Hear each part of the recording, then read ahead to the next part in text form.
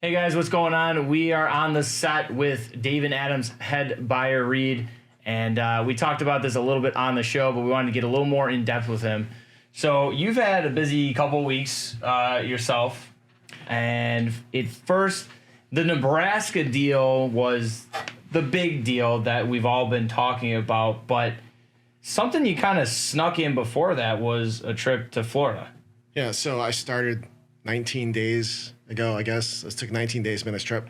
I went to Houston, struck out on a deal there, drove to Florida because I already had the truck. And I knew I had a big deal there.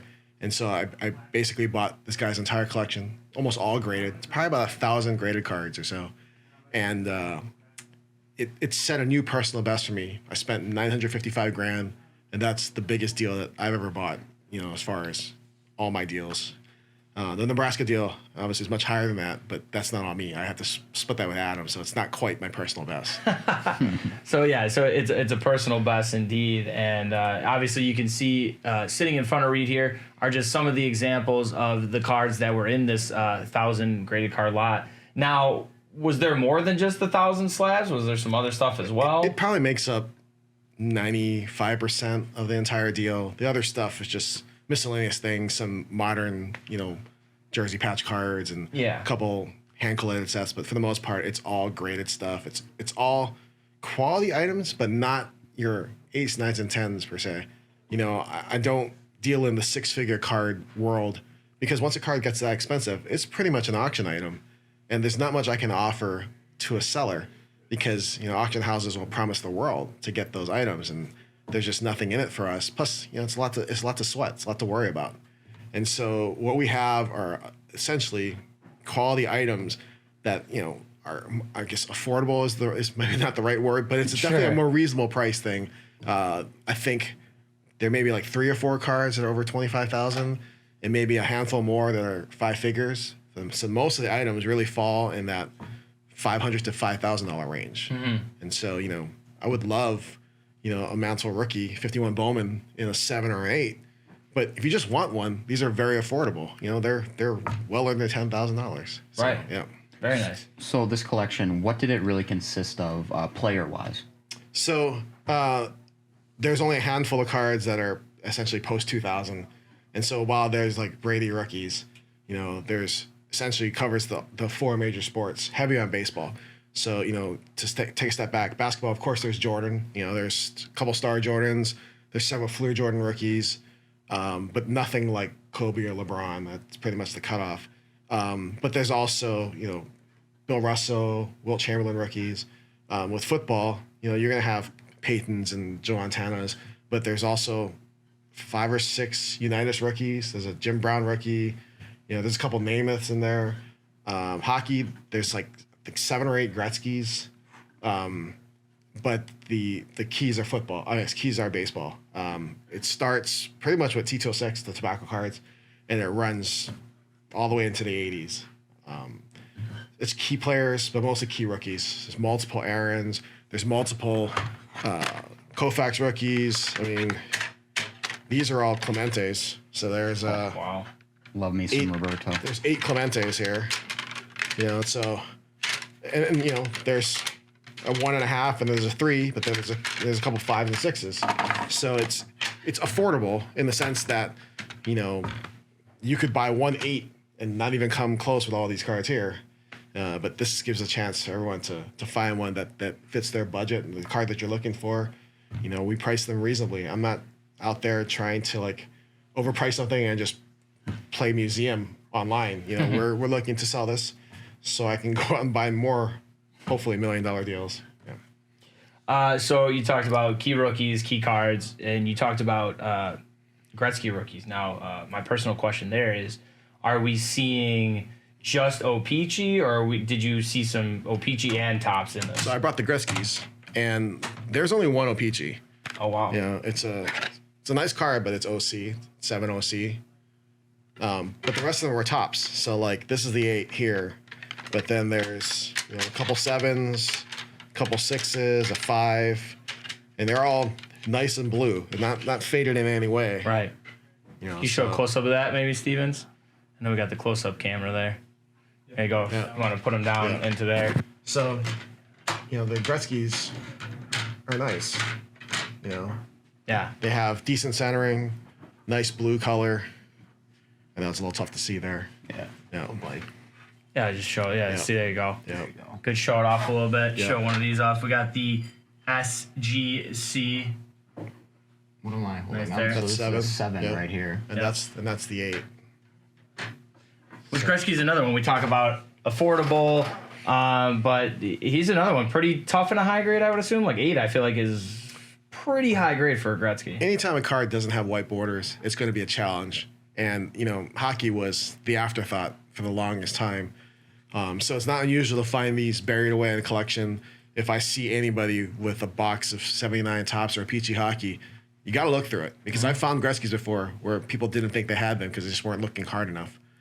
So you can find things. I mean, we could have a whole story of things I find when people don't know they have. Yeah. And it's like treasure hunting. And you would think, oh yeah, they'd look through it all. No, I've found Gretzky's. I found Joe Montana rookies. I found that ridiculously hard Pacific Tom Brady autograph card just mixed in with a bunch of 2000 Pacific Commons. I found the Patrick Kane card when he was like 6 years old. Yeah. Where he's in the crowd, right? Yeah. I find all these things because I know to look for them. I have a mental Rolodex of things to look for. Yeah. And you have to look because every once in a while you're going to find one, and it's like finding money for yourself. It's finding money for the seller. So that I guess over the years I've gotten good at that, knowing what to look for. Yeah, and being good at it, knowing what to look for. But I guess how important, you kind of touched on it there, but how important is it to like do that due diligence, especially like you said, finding a needle in a haystack with the Brady Pacific auto just being there? Well, then it's a matter of how much time you have and whether or not you actually know what you're looking for. And so, if you're going to sell your collection, you should probably spend some time prepping what you have, trying to figure out a price, try to understand what you have, even if you haven't looked at it for a long time. The problem is a lot of people don't want to do that. Well, those are also people that are hard to deal with because they think I'm just going to lowball them and they're going to counteroffer for the sake of counteroffering. Yeah. Well, every dealer's got their own style of working deals. And I think I'm successful because, I'm a first offer, best offer kind of guy. If it doesn't work, we're not going to waste any more time. But it becomes very awkward sitting in somebody's house debating or negotiating over a dollar amount when you can just come out and say, this is my best offer. And then when you tell them, no, I'm not going to pay any more, they actually start to believe you. It still may not work out, but at least I didn't leave there trying to take you for, $1,000 or $5,000 or $50,000, So, yeah, it's that transparency. Yeah. So you just gotta you gotta when you're selling a collection, when you're selling anything, you gotta do some homework. I mean, if I do all the homework for you, again, who are you gonna believe? Are you gonna believe yourself or are you gonna believe somebody else? Right. And if it's not me, it could be a lot worse. Absolutely. Now, I'm curious, you've looked through basements and attics of, just boxes of cards. What was the state of this collection? Obviously, in slabs, it looks like it was pretty well kept, but how was it when you found it? So the working out the agreement as far as like what percentage of retail I'm willing to pay, a lot of that I got hammered out pretty early. And so the agreement was, before I get there, please go through the inventory yourself, do some research, figure out the numbers of where the market is today, not what you paid for it, not what it was worth 6 months ago, what it is today. And when I get there, I will do the same thing. So I sat there 10 o'clock in the morning to about 9 o'clock at night, just inventorying it. And that's just putting in a spreadsheet. It's easy for me because I can justify to Adam, hey, look, I bought this. Here's all the work. I don't have to just throw a number out there because he's going to say, well, how do I know? I've learned that's the way to do it. Mm-hmm. And then I get an idea by seeing the cards as I'm entering the data. And so I get like, all right, that card is okay. That card's kind of nice. This card's off center. And then for 3 hours before I passed out in my hotel room, and literally the entire next day, I just sat there just crunching numbers, doing my research, figuring out what the market is, getting the right number on, and I itemized the whole offer. Because when we're done, we can go through it. And if I show my work, there's a great chance that a deal is going to work out because I'm willing to show it. I would love to just throw a big number out there and hope it sticks. But I found that doing the extra work allows me to get closer to that because they're willing to see something. Yeah. They might not like some numbers. They might really like some numbers. And it's not a take-all deal. If someone says, I want to keep something, I'm not gonna get upset over it. That the itemization works to me in my favor, I like to think. Mm-hmm. Something interesting I just thought about is, for what I know about you and what you're telling the people here, no nonsense, best offer up front like that. I'm always curious though, something that you may have seen along the way, or you may play on, you may not play on, but how much is it kind of studying the body language of the sellers as well? Kind of like that, poker game some people like to play. So there's definitely a way to negotiate, and there's definitely things that you want to be upfront about, and then things you pick up on. I guess I wouldn't sit here and tell everything that I know. Of course. But a magician never reveals their best tricks. Absolutely not. And that's the reason why there's never a camera following me around watching me negotiate. But it's nothing underhanded or shady. It's just that, I think it works for me because I think there's some things in my favor. I think I come off as well-spoken. I like to think I'm fairly intelligent. I'm not trying to hide anything. And I don't sound like essentially a used car salesman. I'm not trying to goad you or to try to trick you into doing something. If the price works and you feel comfortable, that's fine, because there are very few people after the fact say, I can't believe you made me do that. It has happened, but I've never made anyone do anything. If I make you an offer and you accept, that to me, that sounds fair. Yeah. If I make you an offer, you counter offer and I accept, that sounds fair. There's nothing shady about this. Nobody's pressured to do anything. So, I try to be upfront as best I can. I tell everyone, hey, look, you should prepare for this, because I don't know how many times you sell your collection, but if you get one shot, you might want to do it right. Mm-hmm. And if someone doesn't sound like they want to put in the effort to organize things, get things in order, like all these cards are all organized. They're chronological, broken up by sport and everything. It's very easy to go through because I can think clearly that way. If I'm going through Gretzky, and I come to Namath, and I got to jump to another sport, and I see Jim Brown, and I see Clemens, and it goes back and forth, it's hard to get that mindset. Yeah. And so if you're willing to put in the work, you're just benefiting yourself. But to answer the original question, when you talk to somebody, email, text, phone calls, whatever, everything counts. You pick up on everything. At least I do. Yeah. And you're trying to get into the mindset of the seller to understand what they're really about. If you think they're going to be unreasonable based on talking to them, I don't know how much further it's going to go. But a seller being upfront about what they're trying to do, what they're trying to accomplish, that all helps. I don't want a sob story, or I don't want a reason that you have to. You can keep those things personal. Some people will gladly tell you, but I always tell people, look, if you're sick or if you need the money or something, you shouldn't divulge that. I mean, you're playing against yourself. But if you feel comfortable, do you want to share it? That's fine. Yeah. I'm trying to do the best I can, because I'm not. Clearly, if I bought every single deal, I'd be doing something wrong, because I'm probably paying too much. Mm-hmm. But I'm trying to not waste anyone's time, and hoping that once I step into your house, we're gonna close a deal. I'd like to think at least 9 times out of 10. Yeah. Now, pretty good odds. Now, I don't mean to put you on the spot here, but obviously we have these great looking cards. Which one is the most expensive? Okay, so I put out some of the more expensive ones. And so, like, in addition to these, like you saw the Clementes. There's a Mays rookie and a 4. Where am I going here? There's a Mays rookie and a 4. That's going to be a little bit nicer. And then there's some other stuff here I have. There's a whole bunch of. There's a second Star Jordan. There's a whole bunch of Fleer Jordan rookies. But surprisingly enough, the most expensive card here is this one right here. This is a second-year Peachy Gretzky and a 10. Wow. Oh. And it's nicely centered. Mm-hmm. The cut is very clean for an OPG card. There's a lot of rough cuts. It's a very hard card to find in top grade. And so of all the cards here, I believe that might be the most expensive one. I don't know exactly what number is going to go on it. I'm going to guess somewhere around 50,000. Wow. Yeah. But if you look at all of them, you wouldn't guess it. And if you did, it was because it's a 10 as opposed to the rest of the cards that are not. Right. Yeah. I always wonder, for someone who deals in, primarily vintage, I would say, I know you do modern as well, but we understand the fascination with rookie cards and the infatuation, but how important are some of those key players like the second year cards? I feel like those get overshadowed. So for people who are trying to figure out the next big thing in the 80s, keying in the second year cards was very important, because you thought you were getting a deal and you could buy many copies of that card for the price of one rookie. It hasn't quite translated in the way that people would like to have thought. because there is just some appeal about a rookie. But there are cards scattered throughout the hobby that have value for other reasons than just being a second-year card. Sometimes it's the picture. 53 Bowman color Pee Wee Reese. It's an action shot of him turning the double play. So there's a guy sliding underneath him. He's over the guy, just finishing the throw, and he's in midair. And it's a sideways card like this. It's beautiful. Yeah. It's like the one real action shot. Pee Wee Reese is a Hall of Famer. He's not a popular Hall of Famer. He's one of the lesser known ones. Sure. But that card people just love.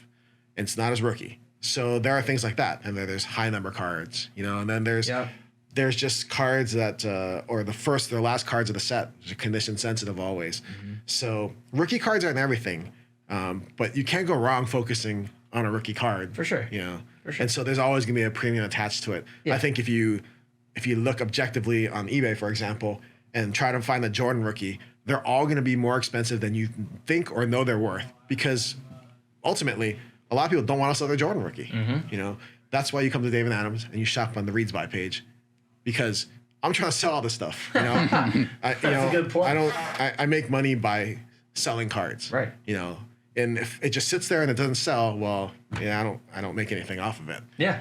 So I'm priced at retail, but I'm priced, I think, fairly, because you'll find there's a very rare chance that a decent or significant card sits on our page for 3, 4, 5 months. Mm-hmm. One day you'll see it, and the next day it's gone, and you'll wonder, oh, maybe I should have bought that card. You're not the only one looking. That's all I say. You're not the only one looking. Yeah.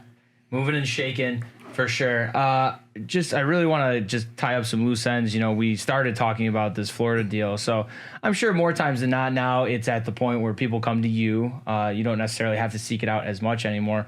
But, we know that was kind of bookended in between 2 big trips for you. So how did this one kind of come about? I've known the seller for quite a long time, and I've bought cards from him from time and time again. But it's never been this stuff. I think this was kind of like the stuff he just held back or kind of collected. Not to say I haven't bought good deals before, because I've bought 6 figures from him on previous occasions. But yes, it is who the different connections you have. It's word of mouth. I mean, when you guys talk about the Nebraska deal, and then in the coming weeks, I guess you may talk more about it. Yeah. We have mutual friends, and Wes, kind of reached out based on their advertising and then the recommendations of another dealer. And so knowing that I have a good enough reputation that someone's willing to recommend me and recommend David Adams is great. So there's always that. It's one of the reasons why I came back to David Adams, is because, you have a company's worth of efforts, working with you. Yep. If I had to do everything myself, working for myself, I wouldn't get very far. I don't think I would. It would take a lot more effort. Yeah. Yeah, building a little army, having those foot soldier teams with you definitely has to come in handy. Yeah, for sure. I mean, you've seen the full truck show up here. Uh-huh. When I'm on the road and I'm by myself, somebody put it on there, and it was me. And when I get back to the office, I could take it all off myself, or someone else could help out, and we could do it a lot faster. So I mean, that all goes into play, because it's hard work loading a truck, because you're carrying up essentially. Right. Then offloading is easy, because you just have to put it on a pallet and slide it away. When I put a case into a truck, I have to trek that case from somewhere, and it's likely a basement or through the house or something. Mm-hmm. It's not a short walk. Just a novel question I had, not even really about cards, but you talked about how this particular one, you started at 10 a.m., you end up there until 9 p.m. sometimes, or however long that you stay at these people's houses. Mm-hmm. They ever cooking you dinner, offering you something to drink, anything like that? So yes, I get offered breakfast, lunch, dinner, coffee. Sometimes they'll run out and grab food. A lot of people have invited me to stay at their house. People don't even know. And which can get a little and there have been times where I taken up on it. When I used to work for Baseball Card Exchange, Steve Hart and I went out to Idaho, and the guy's like, "You might as well stay at my house, because there's nothing within an hour." And he was right. Wow. There's nothing within an hour. I mean, the closest thing might have been Jackson Hole, and it would have been ridiculously expensive on top of that. And so I didn't see Steve, because I had my own wing of the house. This house was massive. Yeah. I have a picture of this somewhere. I had the wing of my house. I had the wing of one wing in the house, And the guy's backyard pretty much was like for miles till you hit the mountain range. And so took up the whole state of Idaho. Yeah, so like yeah, all the cornfields. So yes, if you're talking about how welcoming people are, no doubt, food, lodging. I've had guys leave and go to work, and I'm in the house by myself. Just leave you there. That's weird, dude. I mean, it's weird. Yeah. So yeah, there's a lot of. I mean, it's make for a great book one day, but there's a lot of things that you wouldn't expect. That's things I would never even share on camera or whatever. Yeah. There's a lot of different things that it's like, all right, this is how it's going to be. That's cool. If we talk about the Nebraska deal, Wes pretty much left me and the crew alone. He'd come in, we'd say, hey, come check this out, or he'd stop by how things are going. But he's like, I don't really want to interrupt you guys. You guys know what you're doing. And so, yeah, we had 5 storage units to ourselves to try to go through. And, there's a trust level, obviously. I'm holding the keys to millions of dollars worth of cards. Mm-hmm. And, but it helps move the process along faster, for sure. Yeah, absolutely. Yeah. Now, anything else? Now you piqued my interest because, like, obviously, you say, I'll just let you go. I don't want to interrupt or anything. What do you prefer? Do you prefer someone hawk-eyeing you, like watching with the cards, or do you prefer like someone just saying like, it's all good, just let me know what's going on? I think when I walk into the house and I get the tour, I understand how things are organized. I understand where things are, and once I've got that idea, plus our discussions that we've already had, I pretty much know what my plan of attack is going to be, and so I can kind of handle it on my own. To talk and work is great, but it's hard because while you're writing stuff down too, you're also formulating opinions and strategies and numbers in your head. Sometimes it's not even like what I'm buying. It's like, man, how am I going to get this in the truck? Mm-hmm. Or like, how long is it going to take for me to load this? So yeah, kind of being left to myself is great. But there's the I guess the one plus other than cashing out your collection is the seller usually for the first time gets to spend some real quality time with somebody who understands what their life is all about, mm-hmm. understands what the collecting process or the years of building this collection was like. Because they can't tell their friends. Their friends don't care. They can try to explain it to their relatives. They don't care. You know how I know? Because mine don't care. Yeah. It's and so like there's a great joy in being able to talk to somebody about what you collect and the history behind it. And if I didn't set, I don't say a time limit, but if I didn't try to set an itinerary or a schedule on some of these buying trips where I have, 10, 15, 20 stops sometimes, I could be there all day because I love talking cards. Mm-hmm. Right. You want to do like a 4-hour card show talk show about cards and different things, man, I could give you content for days. He's the man. Because it's so fun to talk about because, like, again, my family doesn't care. Right. My friends, I went to my 30th class reunion over the summer, and they're like, wow, man, this is so great. Because they all knew I've been doing this since high school. Yeah. But now it's like, we really want to talk about it because it's been in the news lately, But they still don't get it. And I understand. It's not for everybody. Right. But I also get that a lot. It's like, man, you're one of the few people who gets to do what they want to do, have always wanted to do.